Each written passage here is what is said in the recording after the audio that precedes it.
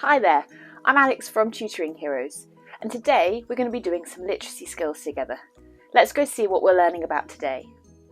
In this lesson, we are looking at using first and third person voice when writing a narrative. Our checklist says, what is your point of view? Are you going to be writing as a main character in the first person, or are you going to be writing as an observer in the third person?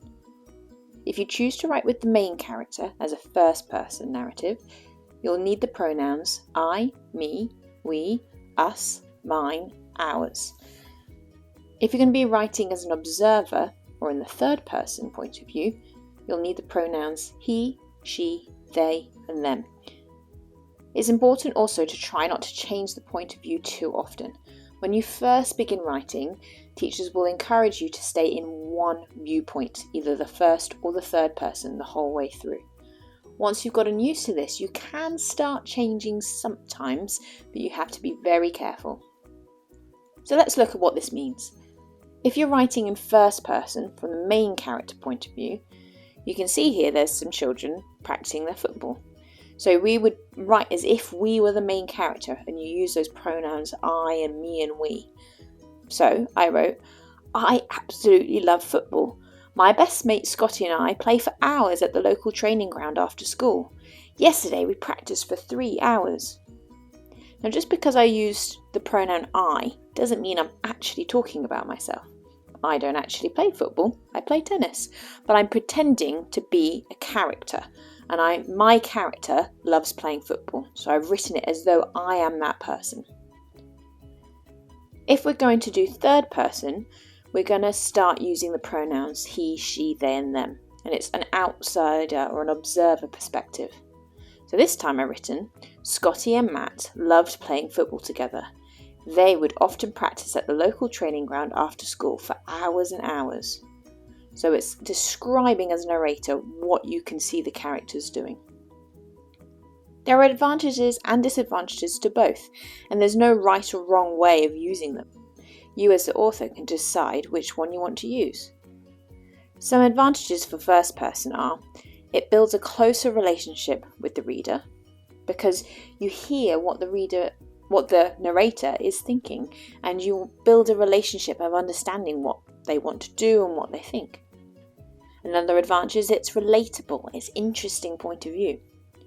It's very clear and direct, and you can use multiple narrators if you want to. So you can change your first person character.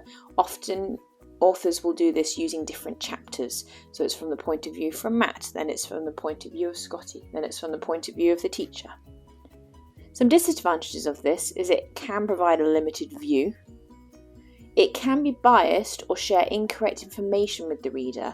For example, in our football example, Scotty might not understand something that's happened at home with Matt, and he might share some information, but he doesn't actually know the whole story.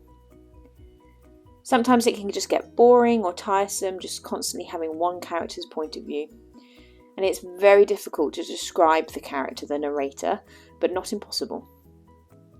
From a third person point of view, some advantages are many different characters can be described. It's often opinion and fact which can be distinguishable. The viewpoints can be easily changed, and descriptions can be more detailed because it's not just from one person's perspective. You can describe scenery and characters as much as you like. Some disadvantages are that the reader may not feel as close to the narrator as first person. The multiple characters can become confusing sometimes, and it can be harder to switch between memories, flashbacks, real time, and opinions. So just remember, when using first and third person, decide what your point of view is going to be and try and stick with it. Your main character pronouns, your first person, are I, me, we, us, mine, ours. Your third person, or your observer at point of view, will be using the pronouns he, she, they, and them.